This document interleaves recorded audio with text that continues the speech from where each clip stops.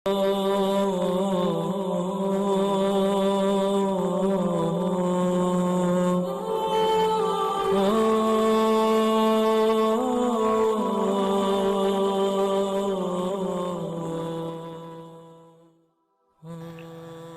باللہ من الشیطان الرجیم، بسم اللہ الرحمن الرحیم۔ السلام علیکم میرے معزز اور قابل احترام دوستو، حضرت لقمان علیہ السلام اگرچہ سادہ صورت اور سیاہ فام غلام تھے، لیکن خدا کے احکامات سے کبھی غافل نہ ہوتے تھے۔ اللہ تعالیٰ سے محبت کی روشنی ان کے چہرے پر حالہ کیے رہتی تھی۔ ان کا آقا ان سے بے حد متاثر تھا، اس لیے ان کا بے حد احترام کرتا تھا، کیونکہ اس پر حضرت لقمان کی خوبیاں واضح ہو گئی تھیں۔ اس نے دیکھ لیا تھا کہ یہ غلام حرص و ہوس سے پاک ہے، اس کے دل میں کھوٹ نہیں، اس کی زبان سچ کے سوا کچھ نہیں کہتی۔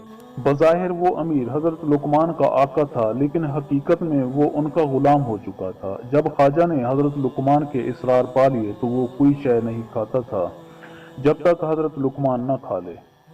ایک دن امیر کے کسی دوست نے ایک بڑا ہی خوش رنگ خربوزہ تحفے میں بھیجا۔ خواجہ نے حضرت لقمان کو بلایا اور خود اپنے ہاتھ سے خربوزہ کاٹ کاٹ کر ان کو دینے لگا۔ حضرت لقمان خواجہ کے ہاتھ سے خربوزے کی کاش لے کر شہد اور شکر کی طرح کھانے لگے، اسی طرح ہر کاش بڑی رغبت سے کھا رہے تھے۔ خربوزہ کی آخری کاش خواجہ نے اپنے منہ میں ڈالی، جوں ہی اس نے یہ کاش منہ میں ڈالی سارا منہ حلق تک کڑوا ہو گیا۔ پھر جلدی سے تھوک دیا، پانی منگایا اور خوب کلیاں کی۔ گلے سے دیر تک اس کی کڑواہٹ نہ گئی اور منہ کا مزہ خراب ہو گیا۔ پھر خواجہ نے نہایت تعجب سے حضرت لقمان کی طرف دیکھا اور کہنے لگا کہ عزیزم، نہایت ہی ترش، کڑوے اور زہریلے خربوزے کی غالباً 17 کاشیں تو نے بڑے مزے اور رغبت سے کھائیں۔ ایسا کیوں کیا؟ اپنی جان کا کیوں دشمن بنا؟ اگر تو اس کے کھانے میں کوئی عذر کر دیتا تو کیا حرج تھا؟ نہ ہی تم نے کوئی بہانہ کر کے ٹالنے کی کوشش کی، جبکہ اس کی کڑواہٹ سے میرا منہ اور حلق جل گیا ہے اور میرا منہ بد ذائقہ ہو گیا ہے۔